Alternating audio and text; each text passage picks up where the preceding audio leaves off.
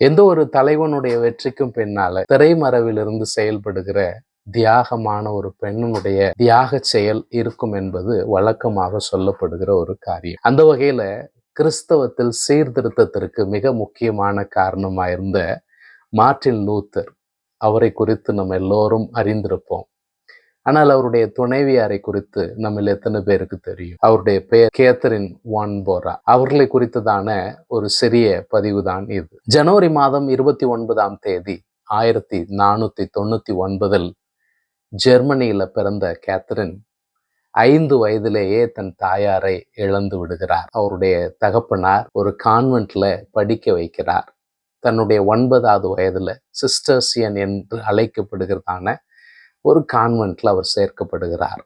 அவருடைய 15வது வயதுல கன்னியாஸ்திரியாக தன்னை அர்ப்பணிக்கிறார். அதிலிருந்து ஒரு 2 ஆண்டுகளுக்குள் மார்ட்டின் லூத்தருடைய சீர்திருத்த சிந்தனைகள் தேசமெங்கும் பரவுகிறது. அவருடைய எழுத்துக்கள் கான்வென்ட்டுகளிலும் சென்றடைகிறது. அநேகர் அவருடைய எழுத்துக்களால் ஈர்க்கப்படுகிறார்கள். அவ்வாறு ஈர்க்கப்பட்டதில் கேத்தரினும் ஒருவர். ஆனால் அவர் இருந்ததான அந்த சாக்சனில இருந்த அந்த அவருடைய கான்வென்ட், அங்கே இருந்து வெளியே வருவது அவ்வளவு சுலபம் அல்ல. ஏற்கனவே டியூக் ஜார்ஜ் இவ்வாறு பிரிந்து போன நபர்களுக்கு உதவி செய்த ஒரு நபரைக்கு மரண தண்டனை விதித்திருந்தார். இதெல்லாம் அவர்கள் அறிந்ததே. ஆனால் ஒரு 9 பேர் கொண்ட குழு இந்த பகுதியிலிருந்து வெளியேற வேண்டும் என்று அவர்கள் விரும்பி அதை லூத்தருக்கு தெரியப்படுத்துகிறார்கள். அநேக யோசனைக்கு பின்பு ஒரு தைரியமான ஒரு வியாபாரி அதை செய்கிறதற்கு முன் வருகிறார். என்ன செய்கிறார்கள்? பேரல்கள் அடங்கிய மீன்களை ஏற்றி செல்லக்கூடிய வாகனத்துல அவர் அந்த கான்வென்ட்டுக்குள்ள போய் அங்கே மீனை சப்ளை செய்துட்டு திரும்ப வரும் பொழுது 9 பேரல்களில் 9 கன்னியாஸ்திரிகளை வைத்து ஓட்டி கொண்டு வந்து விடுகிறார். விட்டன்பர்க் வந்து சேருகிறார். அவர் வந்து சேர்ந்த பின்பு அவர்களில் 8 பேருக்கு அடுத்த 2 ஆண்டுகளுக்குள் மார்ட்டின் லூத்தர் திருமணம் செய்து வைக்கிறார். ஆனால் நமது கேத்தரின் வான் போராவுக்கோ ஏற்ற ஒரு வரன் கிடைக்கவில்லை. ஏறத்தாழ 2 ஆண்டுகளுக்கு பின்பு கேத்தரின் சொல்லுகிறார், மார்ட்டின் லூத்தருடைய நண்பர் நிக்கோலஸ் வான் ஆம்ஸ்டார்ஃபையோ அல்லது லூத்தரையோ மட்டுமே அவர் திருமணம் செய்ய சம்மதிப்பேன் என்கிறதான ஒரு காரியத்தை சொல்லுகிறார். லூத்தருக்கோ திருமணம் செய்வதற்கு எந்த ஒரு தயக்கமும் இல்லை. ஆனால் அவர் இருக்கக்கூடிய அபாயத்தில் தன்னுடைய குடும்பத்தையும் ஆழ்த்த அவர் விரும்பவில்லை. இரண்டாவதாக அவருடைய எழுத்துக்களுக்கு, இலக்கியங்களுக்கு எந்த ஒரு காப்புரிமையும் அவர் பெறாதிருந்தார். அவருக்கு இருக்கக்கூடிய வருமானம் குடும்பத்தையும் இக்கட்டுக்கு உள்ளாக்கக்கூடிய ஒரு நிலைக்கு போய்விடக்கூடாது என்பதில் அவர் கவனமாயிருந்தது நிமித்தம் அநேக ஆண்டுகளாக அதை அவர் தள்ளி வைத்து கொண்டே வந்தார். ஆனால் 2 ஆண்டுகளுக்கு பின்பு லூத்தர் கேத்தரின் வான் போராவை திருமணம் செய்வதற்கு சம்மதித்தார். ஜூன் மாதம் 13ஆம் தேதி 1525 லூத்தரும் கேத்தரினும் மிக எளிமையான முறையில திருமணம் செய்து கொள்கிறார்கள். லூத்தரை மிக அதிகமாக படுமோசமாக விமர்சித்த அன்றைய கால கிறிஸ்தவ சமுதாயம் லூத்தருடைய மனைவியான கேத்தரினையும் விட்டு வைக்கவில்லை. இந்த கேத்தரின் ஏற்கனவே லூத்தரோடு கூட பாவ வாழ்க்கையில வாழ்ந்து வந்தவர் என்றும், இவங்க 2 பேருக்கும் பிறக்கக்கூடிய குழந்தை தான் அந்தி கிறிஸ்து என்றும் அன்றைக்கு இருந்த மிகப்பெரிய அறிஞரான எராஸ்மஸ் என்பவர் எழுதினார். இவை எல்லாவற்றுக்கும் மத்தியில அநேகருக்கு இருந்த இன்னொரு கேள்வி, கேத்தரினுக்கு 26 வயது, மார்ட்டின் லூத்தருக்கு 42 வயது. இந்த விவாகமானது வெற்றிகரமா இருக்குமா அல்லது இடையிலே அவர்களுக்கு பாதிப்புகள் ஏற்படுமா என்பது போன்ற பல கேள்விகள் இருந்தது. ஆனால் இவை எல்லாவற்றையும் பொய்ப்பிக்கும் விதமாக இவர்கள் இருவருடைய திருமண வாழ்வு மிக ஆச்சரியமான விதத்தில் அமைந்தது. கேத்தரின் நல்ல ஒரு திறமையான நிர்வாகி. நாம நீதிமொழிகள் 31ஆம் அதிகாரத்துல குணசாலியான ஸ்திரீயை குறித்து வாசிக்கிறோம். அந்த குணசாலியான ஸ்திரீ நல்ல ஒரு பெண்ணாக, நல்ல ஒரு அயலகத்தாளாக, நல்ல தாயாக, நல்ல மனைவியாக, நல்ல ஒரு சீராக செயல்படுகிற, சுறுசுறுப்போடு செயல்படுகிற ஒரு நிர்வாகியாக செயல்பட்டு தன் கணவனுக்கு புகழை கொண்டு வருகிறாள். அது மாத்திரமல்லாமல் கணவனுடைய புகழுக்கு உரியவளாய் இருக்கிறாள். பிள்ளைகள் எழும்பி அவளை பாக்கியவதி என்று புகழுகிறார்கள். அது போன்ற புகழ்ச்சிக்கு உரிய நிலையில் இருந்ததுதான் அம்மையார் கேத்தரின் அவருடைய வாழ்க்கை. ஒரு ரன் டவுன் கண்டிஷன்ல இருந்த ஒரு மடத்தை குடியிருப்பதற்கு உகந்ததான ஒரு இல்லமாக மாற்றுகிறது அவ்வளவு சுலபம் அல்ல. அதை அவர் செய்தார். அது மாத்திரமல்லாமல் அவருடைய இல்லத்தில் கிட்டத்தட்ட குறுகிய காலகட்டத்திற்குள் ஏறத்தாழ 40க்கும் அதிகமான நபர்களை பராமரிக்க வேண்டிய பொறுப்பு, அவருடைய அன்றாட ஆகாரம், அவங்க சம்பந்தப்பட்ட காரியங்கள் எல்லாவற்றுக்கும் தேவையான விதத்தில் அவர்களை பராமரிக்க வேண்டிய பொறுப்பு கேத்தரின் மேல விழுந்தது. இது மட்டும் இல்லாம கேத்தரின் வேற என்ன செஞ்சாங்க, எனக்கு ரொம்ப ஆச்சரியமா இருந்தது. இதெல்லாம் வாசிக்கும் பொழுது அவங்க குடும்ப பொறுப்பை மாத்திரம் கவனிக்கவில்லை, அதோடு கூட ஒரு ஃபார்ம் அவர்கள் டெவலப் பண்ணியிருக்கிறார்கள். மாட்டு பண்ணை வைத்திருந்திருக்கிறார்கள், பன்றிகளை வளர்க்கக்கூடிய ஒரு பண்ணை வைத்திருந்திருக்கிறார்கள். அதோடு கூட ஒரு விவசாய நிலத்துல பயிர் செய்து அதையும் திறம்பட செயல்படுத்தி இருக்கிறார்கள். இதெல்லாம் வரக்கூடிய வரத்துக்களை குடும்பத்தினுடைய தேவைக்கு போக மீதம் இருக்கிறதை ஏலம் விட்டு அந்த பணத்தை சேகரித்து வைத்திருக்கிறார்கள்.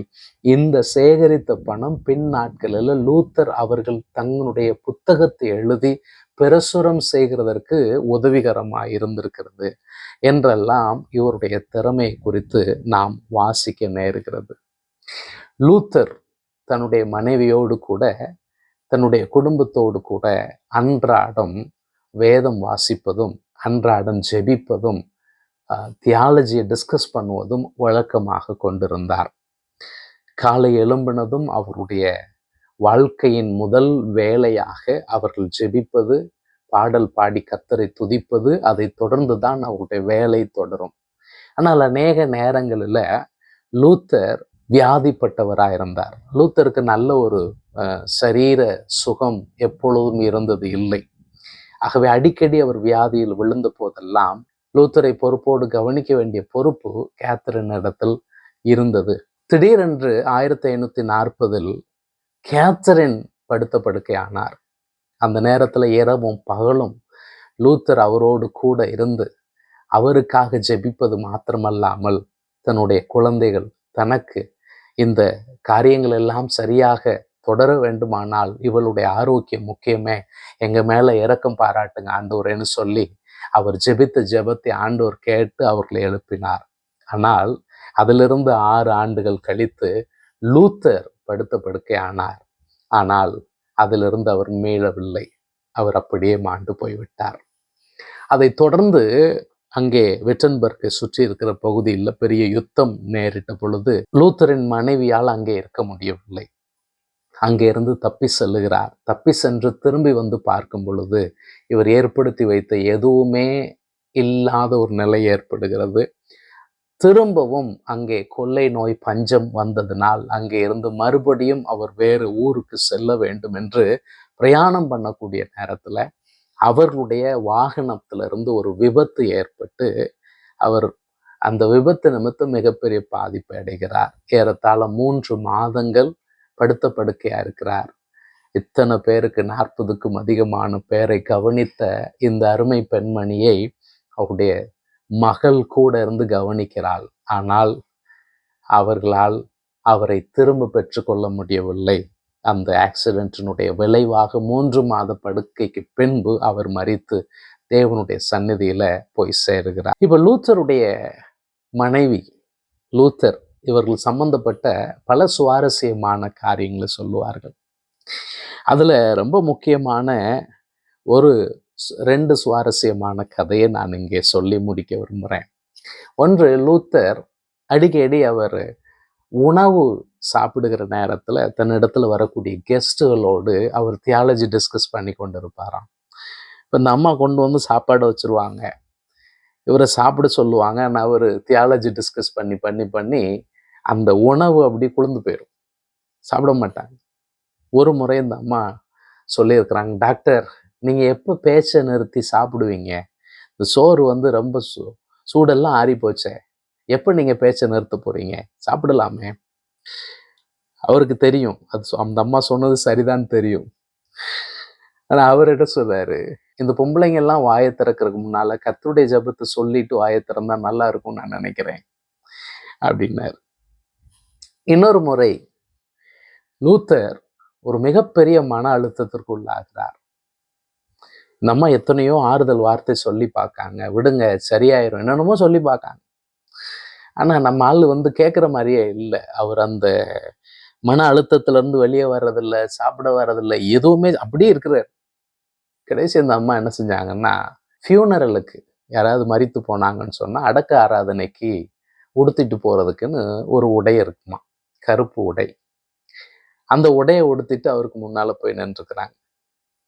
உடனே நம்ம ஆள் கேட்டிருக்கிறாரு, யார் செத்து போனா? நம்ம சொன்னாங்களாம், கடவுள் செத்து போனாரு. லூசு, ஏன் அந்த புத்தியினமான வேலையை பார்க்குற? அறிவில்லையா உனக்கு? ஆமா, கடவுள் உயிரோடு இருந்தாருன்னா டாக்டர் லூத்தர் ஏன் இவ்வளவு கவலையோடு இருக்கிறாரு? கவலையை விட்டு அவர் வெளியவே வர மாட்டேங்கிறாரு. அப்ப கடவுள் உயிரோடு இல்லைன்னு தானே அர்த்தம். உடனே அவர் உணர்வடைகிறார். உணர்வடைந்து தன்னுடைய கவலையிலிருந்து வெளியே வருகிறார். மார்ட்டின் லூத்தர் குடும்ப வாழ்க்கை குறித்து சொல்லும் பொழுது சொன்னார், இது குணாதிசயங்களுடைய பள்ளி. மார்ட்டின் லூத்தருடைய வாழ்வை மிக அதிகமான விதத்தில் அவருடைய திருமணத்திற்கு பின்பு அதிகமாக பாலிஷ் பண்ணது, அதற்கு மிக முக்கியமான பங்கு கேத்தரினுடைய பங்கு. அதை நம்ம சொல்லாமல் இருக்க முடியாது. அதை அவர் தன்னுடைய எழுத்துக்களிலெல்லாம் சொல்லியிருக்கிறார். வாரன் விஎஸ்பி என்கிறதான மிக பிரசித்தி பெற்ற ஊழியர், அவர் சொல்றாரு, இந்த கேத்தரின் அம்மையார் பிறந்த தேதியான ஜனவரி 29 அல்லது அவங்க திருமணமான ஜூன் 13 பாஸ்டர்களுடைய மனைவிகளின் தினமாக கொண்டாடப்பட வேண்டும். ஏன்? அநேக நேரங்களில் பாஸ்டர்களுக்கு இருக்கக்கூடியதான அந்த புகழ், அவர்களுடைய மிகப்பெரிய அக்காம்ப்ளிஷ்மெண்ட்ஸ், அதுதான் அதிகமாக பேசப்படுகிறதை ஒழிய அவங்களுக்கு பின்புலத்தில் இருந்து தியாகமாய் அனைத்து விதமான பழிச்சொற்கள், தேவையில்லாத வார்த்தைகள் எல்லாத்தையும் கேட்டுக்கிட்டு அவர்கள் பொறுத்து கொண்டு கர்த்தரை மகிமைப்படுத்துகிறார்களே, அவர்களை நாம் புகழ வேண்டும், அவர்களை நாம் அப்ரிஷியேட் பண்ணணும் என்பதற்காக இதை செய்ய வேண்டும் அப்படின்னு அவர் சொல்றார். என்னை கேட்டுக்கொண்டிருக்கிற அருமையான சகோதர சகோதரிகளே, ஊழியர்களே, உங்க மனைவி உங்க ஊழியத்துல எப்படிப்பட்ட முக்கியமான பங்காற்றுகிறார்கள்? அவர்களை நீங்கள் கனம் பண்ணுகிறீர்களா? அவர்களுடைய தியாக செயலை நீங்கள் மதிக்கிறீர்களா, பாராட்டுகிறீர்களா? அதை குறித்து நீங்க கமெண்ட்ல தெரியப்படுத்துங்க. God bless you.